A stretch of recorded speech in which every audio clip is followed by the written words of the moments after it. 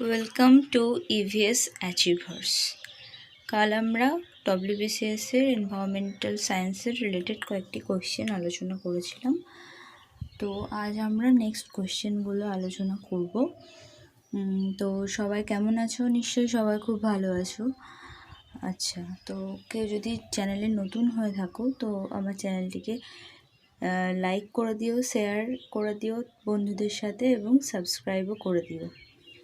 তো আসা যাক প্রথম কোশ্চেনে। Which of the following is not a biofuel? এখানে বলেছে কোনটা বায়োফুয়েল নয়। অ্যান্সার হবে ডি, গ্যাসোলিন। কারণ বায়োফুয়েল কোথা থেকে তৈরি হয়? বায়োফুয়েল মানে হচ্ছে জৈব পদার্থ থেকে জ্বালানি তৈরি হয়, অর্থাৎ যে আমাদের আছে যেমন ভুট্টা, কাঠের গুঁড়ো, আখ, উদ্ভিদের যে তেল, এগুলো থেকে বায়োফুয়েল তৈরি হয়, অর্থাৎ জৈব জ্বালানি তৈরি হয়। যেমন অ্যালগি থেকেও এখন বর্তমানে তৈরি হচ্ছে, অ্যালগি থেকেও। তো এরকম বায়োফুয়েল তৈরি করার কতগুলো প্রসেস আছে, কতগুলো জেনারেশন আছে, ফার্স্ট, সেকেন্ড, থার্ড, ফোর্থ, এভাবে কতগুলো জেনারেশন আছে বায়োফুয়েলের।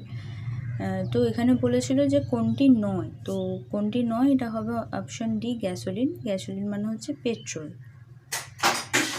তো এখানে আছে বায়োফুয়েলের কতগুলো জেনারেশন, যেমন ফার্স্ট জেনারেশনে যেমন সুগার কেন, সয়াবিন, সানফ্লাওয়ার এগুলো থেকে বায়োফুয়েল তৈরি হয়েছিল। সেকেন্ড জেনারেশনে যেমন লিগনোসেলুলোজিক বায়োমাস, থার্ড জেনারেশনে অ্যালগি থেকে, অ্যান্ড ফোর্থ জেনারেশনে হচ্ছে জেনেটিক্যালি মডিফাইড অ্যালগি থেকে তৈরি হয়েছিল।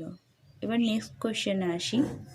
নেক্সট কোয়েশ্চেন হচ্ছে profuse growth of aquatic vegetation that often changes the colour of the water body is known as. Option A algal bloom, option B eutrophication, option C fermentation, আর option D both, A and B. তো এখানে answer হবে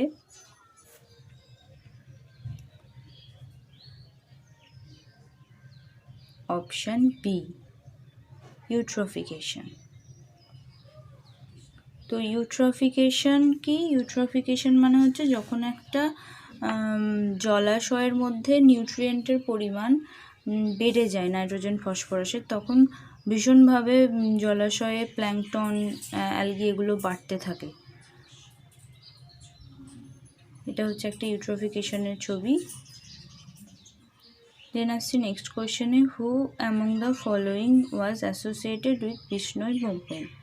তো এখানে answer হবে বিষ্ণুই মুভমেন্টের সঙ্গে কে জড়িত?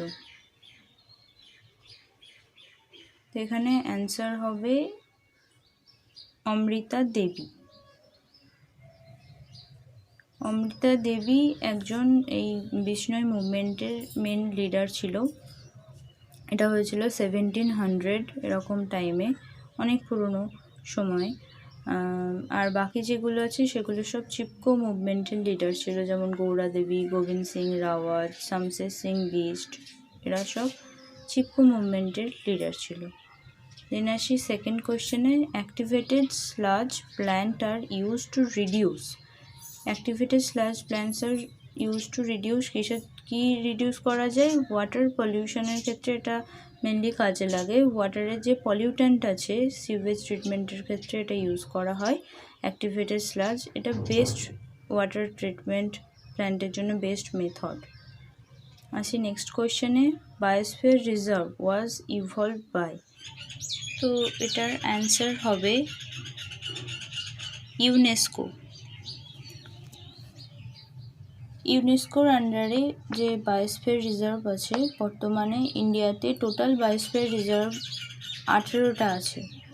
তো ওই বায়োস্ফিয়ার রিজার্ভে মেনলি প্রোটেক্টেড একটা এরিয়া, যেখানে প্ল্যান্টস এবং অ্যানিম্যালদেরকে কনজার্ভ করে রাখা হয়, প্রোটেকশন দেওয়া হয় তাদেরকে।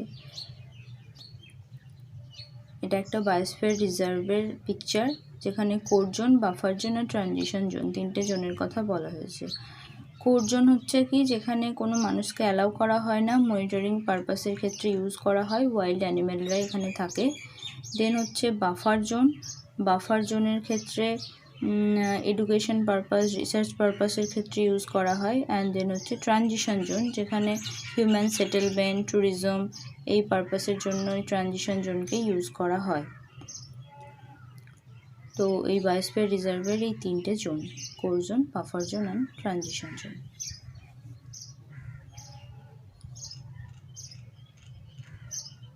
যদি ভিডিওটি ভালো লেগে থাকে তাহলে চ্যানেলটিকে অবশ্যই সাবস্ক্রাইব করে দিও এবং লাইক করো অ্যান্ড শেয়ার করো তোমাদের বন্ধুদের সাথে। Thank you.